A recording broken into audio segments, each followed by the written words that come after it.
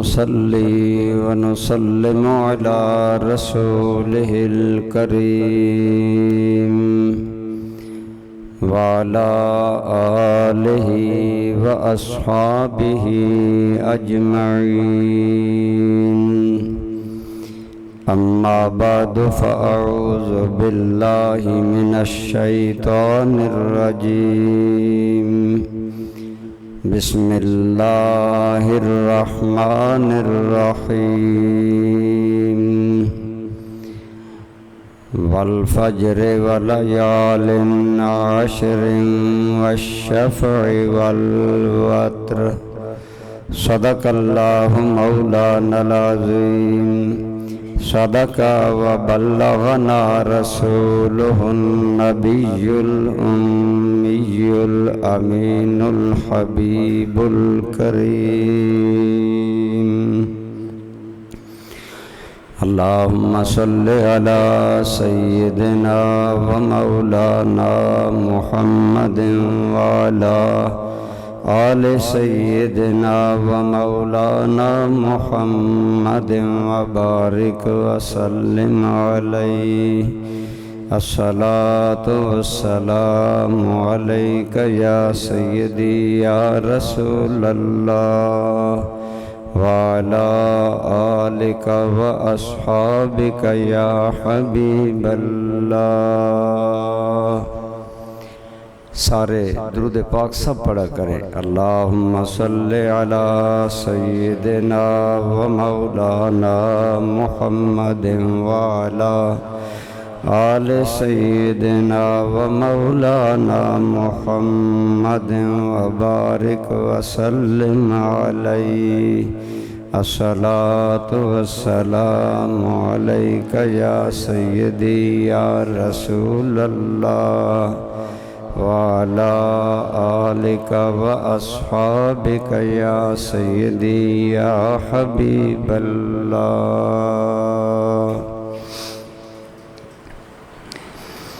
حمد و صلات کے بعد قابل احترام برادران اسلام، بزرگوں، دوستوں، عزیزوں، میں نے آپ کے سامنے سورہ الفجر کی ابتدائی 2 آیات طیبات تلاوت کرنے کا شرف حاصل کیا ہے. ارشاد ہے والفجر ولیال عشر، قسم ہے فجر کی اور 10 راتوں کی، والشفع والوتر، اور قسم ہے جفت جوڑے کی. جفت کا معنی ہوتا ہے جوڑا، 2 چیزیں. والشفع قسم ہے جفت کی، والوتر اور قسم ہے طاق راتوں کی. اللہ کریم نے یہاں 4 چیزوں کی قسم ذکر فرمائی ہے. عموماً مفسرین کرام نے فرمایا یہاں فجر سے مراد مطلق فجر کا ٹائم ہے، کیونکہ رات کی تاریکی کے بعد فجر کا پھوٹنا، پیدا ہونا، یہ ظلمت کے بعد نور کا پیغام ہے. جس طرح گمراہی کے بعد ہدایت نور کا پیغام ہے، تو اللہ کریم نے فجر کے وقت کی قسم اٹھا کر اس کی اہمیت کو واضح فرمایا. اللہ تعالیٰ جب کسی چیز کی قسم ذکر کرتے ہیں تو اس چیز کی عظمت اور بڑائی یہ ظاہر ہوتی ہے. ولیال عشر، اور 10 راتوں کی قسم ہے. اس میں زیادہ مفسرین کا قول یہ ہے کہ ان 10 راتوں سے مراد ماہ ذی الحج کی پہلی 10 راتیں ہیں. ماہ ذی الحج یہ اسلامی سال کا آخری مہینہ ہے، اور اس کو ذی الحج یا ذو الحج اس لیے کہتے ہیں کہ اس کا معنی ہے حج والا، وہ مہینہ جس میں حج ادا کیا جاتا ہے۔ اور جفت دو چیزوں کی مثلاً اعداد میں جفت ہیں 2 4 6 8 اور طاق عدد ہیں 1 3 5 7 9۔ فرمایا قسم ہے جفت کی۔ اس سے ایک قول یہ مراد ہے کہ اس سے مراد ذی الحج کا 10واں دن یعنی عید الاضحیٰ کا دن مراد، اور آگے فرمایا والوتر، اور 9 ذی الحج کا دن وتر میں آتا ہے، طاق میں آتا ہے، اس لیے اس میں وہ مراد ہے۔ تو بہرحال ذی الحج اسلامی سال کا آخری مہینہ ہے۔ اس کے بعد محرم الحرام سے نیا اسلامی سال شروع ہو جاتا ہے۔ اس مہینے کی بڑی قدر ہے۔ 4 حرمت والے مہینے، زمانہ جاہلیت میں عموماً لوگ مار لوٹ چوری ڈاکہ زنی قتل و غارت ان میں رہتے۔ 4 مہینے حرام کیے گئے، جن میں یعنی حرام کا معنی حرمت والے 4 مہینے اللہ نے بنائے۔ وہ 4 مہینے ہیں رجب، ذیقعد، ذی الحج اور محرم۔ تو ذی الحج ان 4 حرمت والے مہینوں میں شامل ہے جن میں اللہ تعالیٰ نے قتل و غارت کو حرام قرار دیا۔ اس کی وجہ یہ ہے حج کے لیے اکناف عالم سے لوگ سفر کرتے ہیں، راستے میں لوگ قافلوں کو لوٹ لیتے، قتل و غارت کرتے۔ تو اسلام نے ان میں لڑائی کو، قتل و غارت کو منع کر دیا، تاکہ 3 مہینے ذیقعد، ذی الحج اور پھر محرم حاجیوں کے واپس جانے کے لیے یہ 3 مہینے پرامن رہیں، تاکہ اللہ کے گھر کا ارادہ کرنے والے آسانی سے آ سکیں اور آسانی سے جا سکیں۔ پرانے زمانے میں سفر کی سہولتیں یہ نہیں تھیں۔ بہرحال ایک یہ حکمت ہے، اور بھی بہت سی حکمتیں ہیں ان مہینوں کو حرمت والا بنانے میں۔ تو ان حرمت والے عزت والے 4 مہینوں میں ایک مہینہ ذو الحج ہے، حج والا مہینہ ہے جو سال کے آخر پر آتا ہے۔ اس کو اللہ کریم نے بڑا برکت والا مہینہ بنایا ہے، اور بالخصوص اس کی پہلی 10 راتیں اور پہلے 10 دن یہ اور زیادہ برکت والے ہیں۔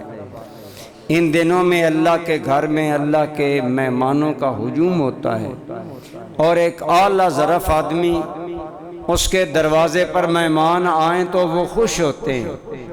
تو اللہ کریم تو سب سے بڑا ہے، عظیم ہے، لہذا جب اس کے گھر میں حاجی مہمان بن کر آتے ہیں، اللہ کریم اس مہربانی اور خوشی کا اظہار پورے عالم اسلام پر یوں کرتے ہیں کہ ان 10 دنوں کو ان کے لیے اللہ نے برکت والا بنا دیا ہے۔ ایک حدیث پاک میں آتا ہے سارے مہینوں کا سردار رمضان ہے، اور سارے مہینوں میں زیادہ عزت والا عظمت والا مہینہ ذو الحج ہے۔ تو یہ مہینہ کئی حوالوں سے بڑا اللہ کی بارگاہ میں اعلیٰ مقام رکھتا ہے، اس لیے اہل اسلام کو بھی چاہیے کہ وہ اس کا مقام، اس کا مرتبہ سمجھیں، اور اللہ کریم کی مہربانیاں اور عنایتیں جو ان دنوں میں حاصل ہیں۔ ایک حدیث پاک میں آتا ہے ان دنوں میں نیکی کرنے کا ثواب عام دنوں میں نیکی کرنے کی نسبت زیادہ ہوتا ہے۔ یہی وجہ ہے، آپ کو معلوم ہوگا ان دنوں میں تکبیر رکھی گئی ہے، تکبیرات تشریق نامی ذی الحج کی صبح سے لے کر 13ویں کی عصر تک ہمارے حنفیوں کے نزدیک ہر فرض نماز کے بعد تکبیر 1 مرتبہ کہنا واجب ہے، اور وہ تکبیر ہے اللہ اکبر اللہ اکبر لا الہ الا اللہ واللہ اکبر اللہ اکبر وللہ الحمد۔ تو یہ مبارک کلمات علماء نے لکھا ان دنوں میں زیادہ پڑھنے چاہیے، ان دنوں میں نیکی کا ثواب زیادہ ہے، اور یہ کلمات ان کو ایک حدیث پاک میں باقیات صالحات قرار دیا گیا۔ یہ ایسے کلمات ہیں جو مومن کے منہ سے جب نکلتے ہیں تو انہیں اللہ کے خزانہ رحمت میں جمع کر دیا جاتا ہے، اور قیامت کے دن ان کا ذکر کرنے والے بندے کو ثواب عطا فرمایا جائے گا۔ آسان کلمات ہیں، ہر بندے کو آتے ہیں۔ ان دنوں میں عمومی روٹین میں کم صحیح، لیکن 9 ذی الحج کے بعد ہر فرض نماز کے بعد، ایون کہ جماعت ہی نہیں، انفرادی طور پر بھی اگر کوئی آدمی اپنے فرض ادا کرے تو اس کو بھی تکبیرات کہنی چاہیے، اور عورتوں کو بھی کہنی چاہیے، لیکن عورتیں بلند آواز سے نہ کہیں، کیونکہ عورت کی آواز بھی عورت ہے، قابل چھپانے کے قابل ہے۔ آج جو عورتیں چیختی چلاتی ہیں، یا خصوصاً آج جو ہمارا میڈیا طوفان بدتمیزی پیش کر رہا ہے، یہ ہمارا اسلامی شاعر سے بے خبری، نااہلی اور دوری کی وجہ سے ہے۔ دعا کریں، بڑی پریشانی ہوتی ہے اگر صرف خبریں سننے کے لیے چینل کوئی دیکھنا پڑے تو ہر بات میں ہلٹر بازی اور غیر سنجیدگی اور عورت کو اعلی کار بنا کر استعمال کیا جا رہا ہے۔ دعا کریں اللہ اس بے حیائی سے امت کو محفوظ فرمائے۔ ہر بندے کو ویسے اپنے طور پر چاہیے، بلا وجہ آج کل چینل دیکھنا بے حیائی دیکھنا ہے۔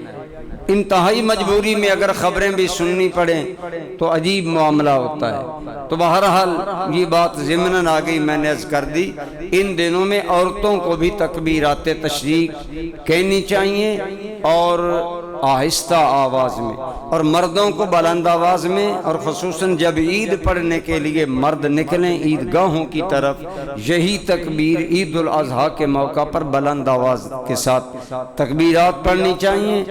ملائکہ بھی ساتھ پڑھتے ہیں، بہت زیادہ ثواب ہے۔ تو یہ دن میں عرض کر رہا تھا، اللہ کریم نے امت کے لیے بڑے برکت والے دن بنائے، ذی الحج کے پہلے 10 دن، اور ان میں نیکی، خیرات، صدقہ کرنا، اور میں عرض کر رہا تھا ذی الحج سال کا آخری مہینہ ہے، اسلامی سال کا، تو گویا یہ ایک ہدایت ہے، رہنمائی ہے کہ اے بندہ مومن، تیری زندگی کا ایک اور سال مکمل ہو گیا اور تو نئے سال میں داخل ہو رہا ہے، لہذا اپنے اندر محاسبہ کی قوت کو تیز کر کہ پچھلا سال میرا کس حال میں گزرا اور آئندہ سال میں نے کس حال میں گزارنا ہے۔ ذی الحج بھی حرام مہینوں میں شامل ہے، محرم بھی حرام مہینوں میں شامل ہے۔ اس اعتبار سے یہ بڑی قابل فکر بات ہے جو ایک مسلمان کو ذہن میں رکھنی چاہیے، اور اس دن کی برکتوں سے محروم نہیں رہنا چاہیے۔ ان دنوں 2 طرح کی عبادات ہوتی ہیں، ایک قربانی اور ایک حج۔ حاجی بھی مصروف ہوتے ہیں، کبھی کہیں پڑاؤ، کبھی کہیں ٹھہراؤ، کبھی کہیں سفر، کبھی چلاؤ، وہ بھی مصروف رہتے ہیں۔ عام اہل ایمان قربانی کے سلسلہ میں مصروف رہتے ہیں، کوئی خرید رہا ہے، کوئی بیچ رہا ہے، کوئی لا رہا ہے، کوئی قربانی کے جانوروں کا اہتمام و انصرام کر رہا ہے۔ یہ ساری مصروفیتیں نیکی میں شامل ہوتی ہیں، اور اللہ کریم ان کے بدلے میں اپنے بندوں کو بہت زیادہ اجر عطا فرماتے ہیں۔ حجاج کو وہاں اجر ملتا ہے، اور عالم اسلام میں قربانی کا اہتمام کرنے والوں کو یہاں اجر ملتا ہے۔ صحابہ کرام نے عرض کیا، یا رسول اللہ صلی اللہ علیہ وسلم، ہمارے لیے قربانی میں کیا اجر ہے؟ آپ صلی اللہ علیہ وسلم نے فرمایا، اللہ قربانی کے ایک ایک بال کے بدلے میں قربانی کرنے والے کو ایک ایک نیکی عطا فرماتے ہیں۔ اب ایک جانور کے بدن پر کتنے بال ہوتے ہیں یہ آپ جانتے ہیں، انہیں کون گن سکتا ہے؟ تو یعنی اللہ کریم نے بہت ہی زیادہ اپنے بندوں کے لیے اجر رکھا، اور یہ دن بطور خاص ہماری توجہ کے دن ہیں۔ ان دنوں میں یہ تصور ذہن پر جاگزین رہنا چاہیے کہ اللہ کے بندے اللہ کے گھر میں مہمان بن کر حاضر ہیں، وہ اطاعت و فرما برداری میں ہیں۔ اسی لیے قربانی کرنے والے آدمی کے لیے مستحب یہ ہے کہ عید الاضحیٰ کا چاند دیکھنے کے بعد وہ حجامت نہ بنوائے، زیر ناف بال نہ لے، بغلوں کے بال نہ لے، ناخن نہ کٹوائے، یہ مستحب ہے، کوئی واجب ضروری نہیں ہے۔ اور گزشتہ جمعہ بھی میں نے شاید عرض کیا تھا، اگر کوئی آدمی ذی الحج کا چاند طلوع ہونے کے بعد حجامت بنوا لیتا ہے یا ناخن وغیرہ اتارتا ہے تو نہ گناہگار ہوتا ہے اور نہ ہی اس کی قربانی میں کوئی فرق پڑتا ہے، صرف یہ ایک سنت زائدہ مستحبہ ہے، یعنی مستحب امر ہے، اگر کرتا ہے تو اس میں حاجیوں کے ساتھ موافقت ہے، کیونکہ حاجی ان دنوں میں اپنی مصروفیت کی وجہ سے اور احرام کی وجہ سے نہا نہیں سکتے، وہ خوشبو نہیں استعمال کر سکتے، احرام کے بعد حاجی کے لیے خوشبو استعمال کرنا منع ہوتا ہے، اور سفر کی وجہ سے گرد و غبار میں اٹے ہوتے ہیں تو وہ ان کا حال اللہ کو انتہائی پسندیدہ ہوتا ہے۔ اللہ اپنی شان کے مطابق فرشتوں سے فرماتے ہیں، فرشتوں بتاؤ میرے بندوں کا کیا حال ہے؟ عرض کرتے ہیں یا اللہ تیرے بندوں کے بال گرد و غبار میں اٹے ہوئے ہیں، ان کے بدن سے پسینے کی بو آ رہی ہے، لیکن وہ ہماتن یا اللہ تیرے لیے حج میں مصروف ہے۔ اللہ پاک فرماتے ہیں ملائکہ گواہ بن جاؤ کہ میں نے ان کے گناہ معاف فرما دیے۔ تو چونکہ یہ ان کی حالت اللہ کریم کو پسندیدہ ہے، حجاج کی یہ حالت، اس لیے اگر ایسا کوئی قربانی دینے والا بھی بال نہیں بنواتا، ناخن نہیں کٹواتا تو ثواب ہے، لیکن اگر کر لیتا ہے تو گناہ کوئی نہیں ہے اور قربانی پر کوئی فرق نہیں پڑے گا۔ اپنی قربانی خوش دلی سے کریں۔ حضور نبی رحمت صلی اللہ علیہ وسلم نے فرمایا لوگو قربانی خوش دلی سے کیا کرو، محبت سے کیا کرو، مجبوری میں قربانی نہیں کرنی چاہیے، بلکہ سرکار نے فرمایا قربانی خوش دلی سے کیا کرو، اللہ کے ہاں یہ تمہارا اتنا پیار پسندیدہ عمل ہے۔ 10 ذی الحج کے دن اللہ کی بارگاہ میں خون بہانے سے بڑھ کر کوئی عمل محبوب اور پسندیدہ نہیں، اور فرمایا کہ قربانی کا خون اس کے بدن سے نکل کر زمین پر بعد میں گرتا ہے، اللہ قربانی کرنے والے کے گناہ پہلے معاف فرما دیتے ہیں۔ تو اس طرح یہ دن اور راتیں بڑی برکت والی ہیں، ان کی قدر کرنی چاہیے اور ان میں اللہ کی طرف رجوع، اپنے گناہوں پر توبہ استغفار اور زیادہ سے زیادہ نیک اعمال، صدقہ، خیرات، دوسری چیزیں کرنی چاہیے۔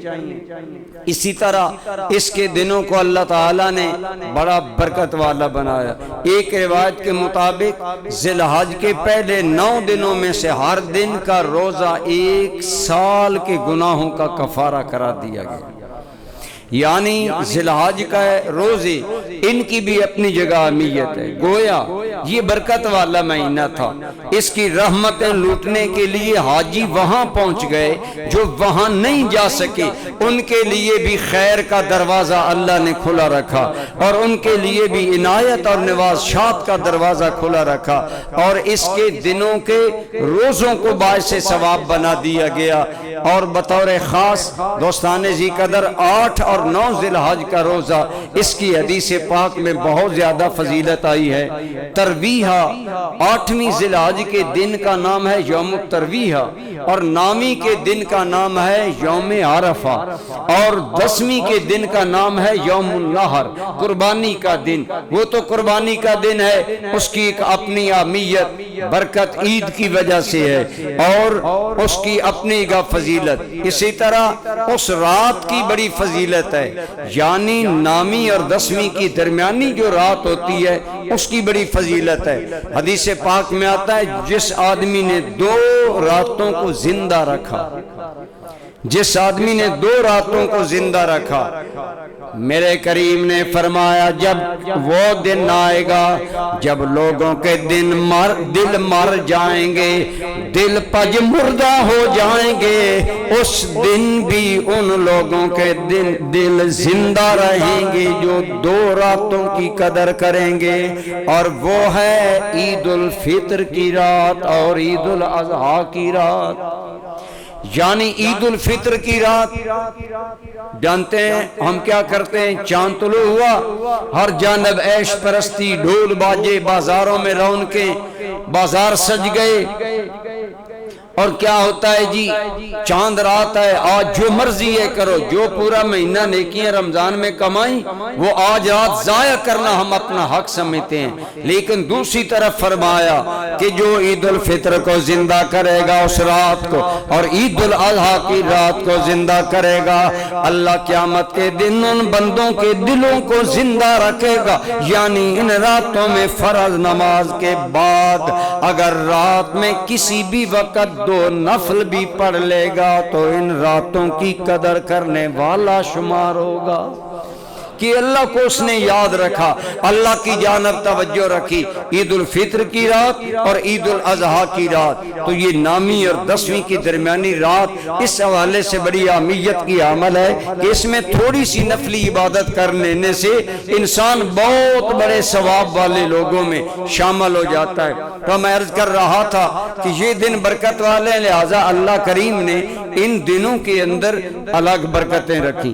یوم الترویہ 8ویں کے دن کو کہتے ہیں، ترویہ عربی زبان میں سیرابی کو کہتے ہیں، غینی جسے آپ پنجابی میں کہتے ہیں خوب رج کر پانی پینا، خوب سیر ہو کر پانی پینا، سیراب کر دینا۔ جب زمین کو بہت زیادہ پانی دیا جاتا ہے تو اس کو سیرابی کہا جاتا ہے۔ اس لیے پرانے زمانے میں کیونکہ 8، 9، 10، 11، 12 4-5 دن حاجی مصروف رہتے تھے اور بعد میں انہیں اپنی سواریوں اونٹوں کو پانی پلانے کا موقع نہیں ملتا تھا، لہذا 8ویں کو وہ خوب سیر کر کے اپنے جانوروں کو پانی پلا لیتے۔ وہاں سے اس دن کا نام پڑ گیا یوم الترویہ، سیرابی کا دن، یعنی سیر کرنے کا دن۔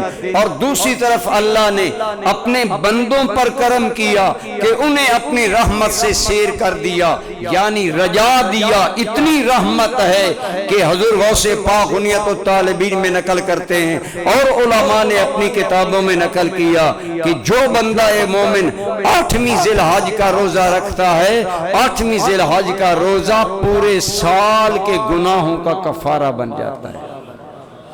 یہ 8ویں ذی الحج کی تو گویا ادھر اللہ کریم نے اپنے بندوں کی رحمت سے سیرابی فرما دی۔ اب ہم لوگ چونکہ سہل انگار ہیں، آسانی پسند ہیں، روزے کے قریب تو ویسے نہیں جاتے، پہلے ہی جان چھڑائی ہے روزوں سے۔ لیکن یاد رکھیں میرے بھائی، یہ دنیا کے دن چند روزہ ہیں، یہ زندگی چند روزہ ہے، یہاں یہ گزر جائے گی، اس لیے آخرت کے لیے ضرور خیال کیا کریں اور ان خاص دنوں کا احترام کر کے اپنے دامن عمل کو اللہ کی مہربانیوں اور عنایتوں اور شفقتوں سے ضرور بھریں۔ تو اتنا مشکل نہیں ہے روزہ آج کل، 8ویں ذی الحج کے روزے کی یہ فضیلت ہے۔ اور نامی کے بارے میں حدیث پاک میں آتا ہے، اب یہ بات کوئی عام نہیں ہے کہ عام صرف بزرگوں نے نقل کی ہو، بلکہ حدیث پاک میں آیا میرے اور آپ کے کریم آقا صلی اللہ تعالی علیہ وسلم کی طرف منسوب کہ آپ نے ارشاد فرمایا نامی ذی الحج کا، ویسے بھی آپ جانتے ہیں کہ نامی ذی الحج کا دن کتنا برکت والا ہے، اس دن حج ادا ہوتا ہے اور لوگ حاجی میدان عرفات میں جمع ہوتے ہیں اور یہ خاص اللہ کی رحمت کا دن ہے۔ اور میرے کریم صلی اللہ علیہ وسلم نے فرمایا اللہ تعالی جتنے بندوں کی بخشش یوم عرفہ نامی ذی الحج کو فرماتا ہے، کسی اور دن میں اتنی بندوں کی بخشش نہیں کی جاتی۔ یوم العرفہ حج والا دن بطور خاص اللہ کی بارگاہ سے عنایات کا دن ہے۔ حاجیوں کے لیے تو ہے ہی کہ وہ میدان عرفات میں حاضر ہوتے ہیں، اور 9 ذی الحج کو میدان عرفات میں بندہ اتنا اللہ کے قریب ہوتا ہے جتنا اس دنیا میں رہ کر کسی وقت نہیں۔ 9 ذی الحج کی میدان عرفات کی حاضری یہ حج کا رکن اعظم ہے، مین رکن ہے۔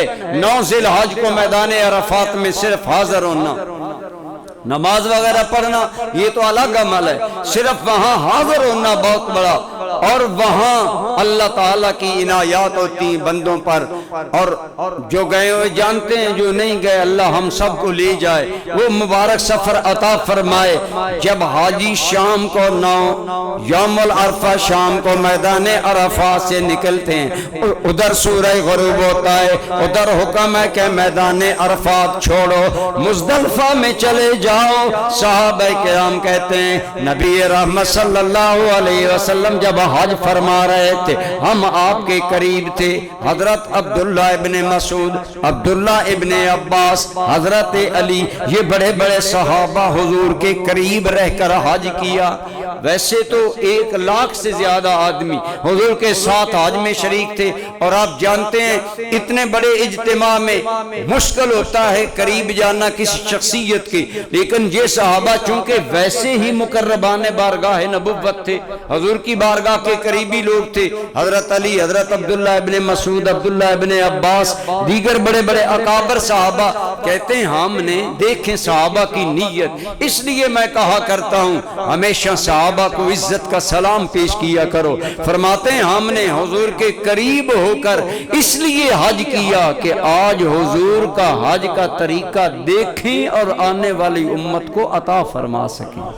یہ صحابہ کا انداز حیات تھا۔ صحابہ زندگی اس لیے گزارتے تھے کہ ہم حضور کے طریقے، آپ کی سنتیں، آپ کے معمول زندگی آگے امت کو بتا سکیں۔ تو فرماتے ہیں صحابہ کرام عام حالات میں حضور اگر مسکراتے تو آپ تبسم فرماتے، تبسم ہوتا ہے لبوں کا کھل جانا، لیکن آپ صحابہ کرام یہ روایت کرتے ہیں کہ جب 9 ذی الحج شام کا ٹائم ہوا، یوم العرفہ کو جب رسول اللہ عرفات چھوڑنے لگے، کہتے ہیں ہم حضور کے ساتھ ہیں، غیر متوقع طور پر آپ صلی اللہ علیہ وسلم اتنا کھل کر مسکرائے، اتنا ہنسے حتی بدت نواجزہ، یہاں تک کہ رسول اللہ کی داڑھیں ظاہر ہو گئی۔ ہم نے وہ مبارک نورانی داڑھیں دیکھ لی، بعد میں ہم نے سوال کیا یا رسول اللہ عام حالات میں اتنا کھل کر آپ نہیں ہنسا کرتے، آج کوئی خاص وجہ تھی؟ فرمایا ہاں خاص وجہ تھی، جب میں میدان عرفات سے نکلنے لگا اللہ رب العالمین نے مجھے شیطان دکھایا، میں نے دیکھا شیطان اپنے سر میں خاک ڈال رہا ہے، وویلا کر رہا ہے، رو رہا ہے اور ماتم کر رہا ہے اور کہہ رہا ہے میں نے مدتیں گمراہ کر کے جن لوگوں کو جہنمی بنایا، آج رب کی نگاہ شفقت نے ان سب کو جنتی بنا دیا ہے۔ یا رسول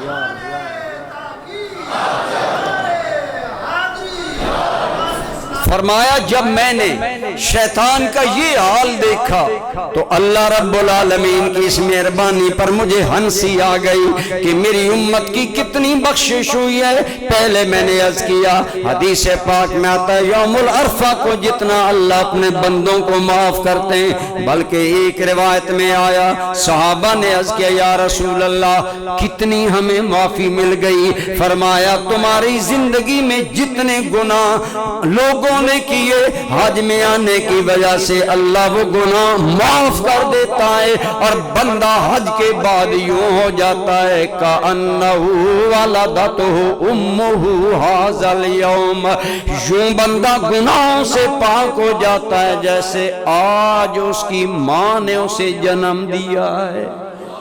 ایک روایت میں آتا ہے کہ آپ نے فرمایا چند کبیرہ گناہ اللہ نے معاف نہیں کیے، لیکن مزدلفہ کی رات حضور کی زارو آہوزاری اور اللہ کی بارگاہ میں بار بار التجا کرنا کہ یا اللہ میری امت کے لیے مزید بخشش فرما دے، تو فرمایا جو چیزیں رہ گئی تھیں اللہ نے وہ بھی معاف فرما دی۔ تو اتنی بڑی معافی کا منظر دیکھ کر حضور نبی کریم بے ساختہ آپ اس انداز میں ہنسے کہ صحابہ کرام نے آپ کی مبارک داڑھیں دیکھ لی، تو اس سے پتہ چلا کہ نامی ذی الحج کا دن اللہ کی بارگاہ میں امت مصطفیٰ کی بخشش عام کا دن ہے۔ اب رہا یہ تو حاجیوں کے لیے بطور خاص، لیکن عام امت کے لیے بھی کرم یہ ہوا کہ ان کے علاقوں میں جب 9 ذی الحج کا دن آئے، اگر وہ اہل ایمان روزہ رکھ لیں گے تو 9 ذی الحج کا روزہ 1 سال قبل کے گناہ اور 1 سال بعد کے گناہوں کا رب کفارہ بنا دے گا۔ ایک روزے